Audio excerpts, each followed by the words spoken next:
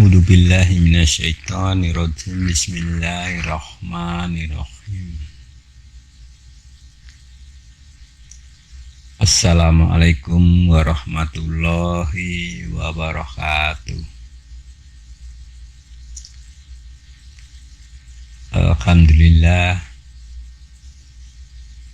wa syukurillah wala haula wala quwata illa billahil aliyyil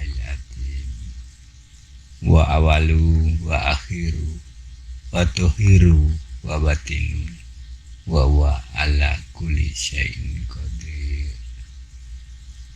Allahumma sholli wa sallim ala sayyidina Muhammadin nabil ummi wa ala alihi wa sahbihi wa barik wa sallim taslima. Amma ba'du.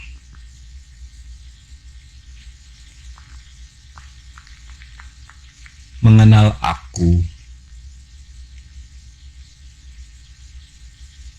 dengan menemui aku dan melihat aku. Menemui Allah, liqa Allah, dan melihat Allah atau ru'yatullah, yaitu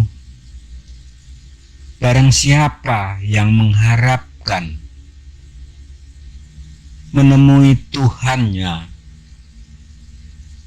maka kerjakanlah amal soleh dan janganlah ia menyekutukannya seorang pun dalam beribadah kepadanya. Quran surat 18 ayat 110.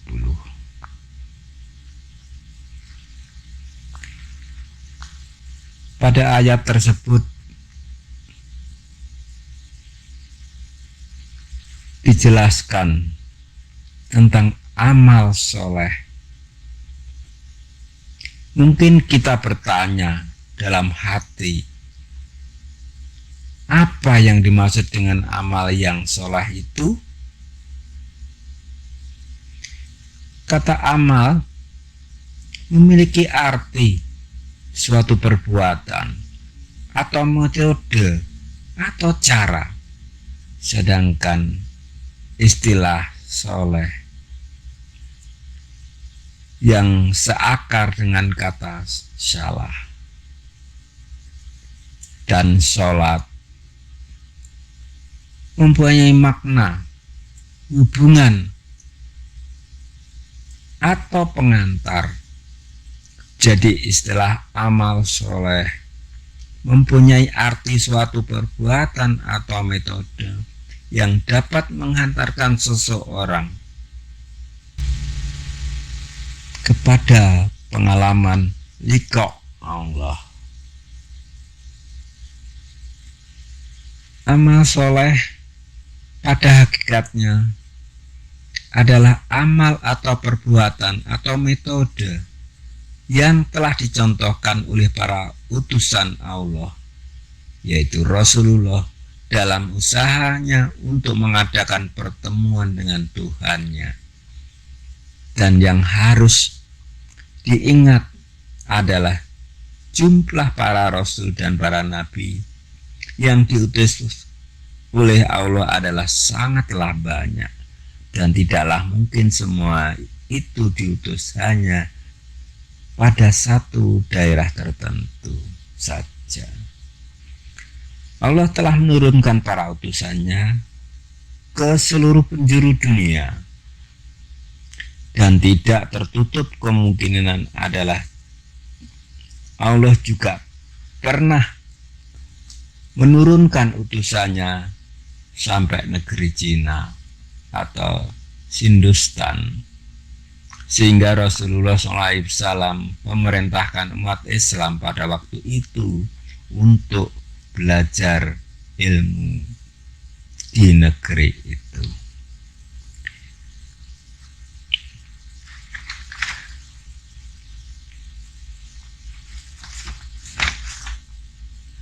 Dalam memahami proses kembali ke awal, mulai penciptaan manusia, kita sering terjebak dalam cerita atau kisah-kisah yang bersifat simbolis, sehingga terjadi penyimpangan dalam menafsirkan dan menerapkannya. Oleh sebab itu, dalam memahami prosesi kembali ke awal mula penciptaan manusia, kita harus berpegang pada pedoman hal-hal seperti berikut. Yang pertama, bahwa kita meyakini bahwa setiap kitab suci mempunyai ayat-ayat yang bersifat muqamat dan mutasabihat. Dialah yang menurunkan Alkitab pada kamu. Di antara isinya adalah ayat-ayat muqamat. Itulah pokok-pokok isi Al-Quran, dan yang lain adalah ayat-ayat mutasabihat. Quran Surat Al-Imran ayat 7. Yang kedua,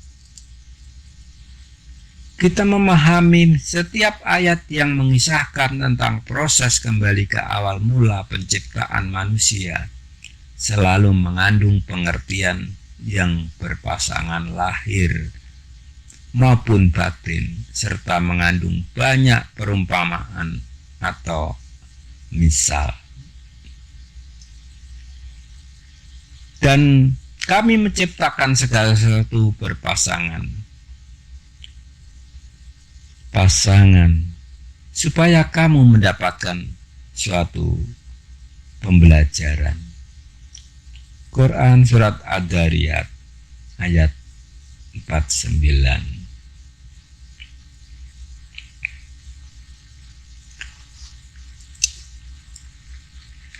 Dan perumpamaan ini kami buatkan untuk manusia, dan tiada yang memahaminya kecuali orang-orang yang berilmu.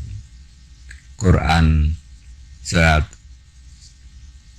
29 ayat 43. Ketiga, setiap kitab suci ditujukan untuk manusia yang masih hidup, sehingga apa yang diperintahkan dalam kitab suci harus bisa dilaksanakan oleh manusia ketika dia masih hidup di dunia.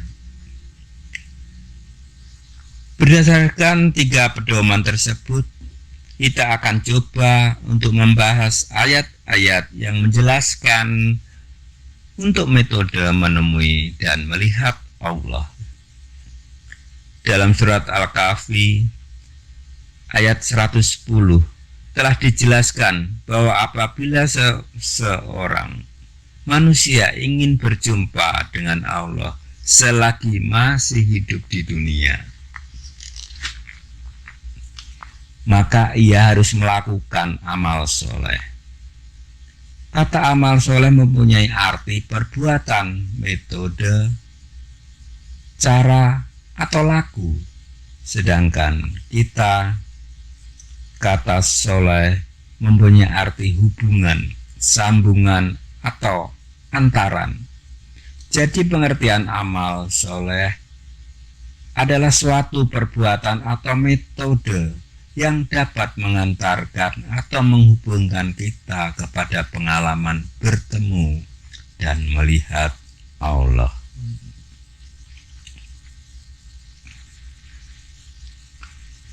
Dalam diri Muhammad pada waktu itu tidak mempercayai ajaran-ajaran pada waktu itu, sehingga Rasulullah meminta untuk beruslah atau mengasingkan diri ke dalam gua Hira yang ada di lereng Gunung Cahaya atau Jabal Nur dengan tujuan untuk mencari Tuhan yang sebenarnya. Ketika itu selama berbulan-bulan beliau berusaha di Gua Hira, tetapi belum juga menemukan cara untuk bertemu sekaligus untuk mengenal Sang Kholik. Tapi berkat usaha beliau yang tidak kenal menyerah, akhirnya di usia 40 tahun beliau mendapatkan wahyu yang pertama kali dari Allah yang isinya adalah perintah untuk membaca, merenungkan, dan mempelajari proses awal penciptaan diri seorang manusia, yang mana dijelaskan dalam surat Al-Alaq ayat 1 sampai 5.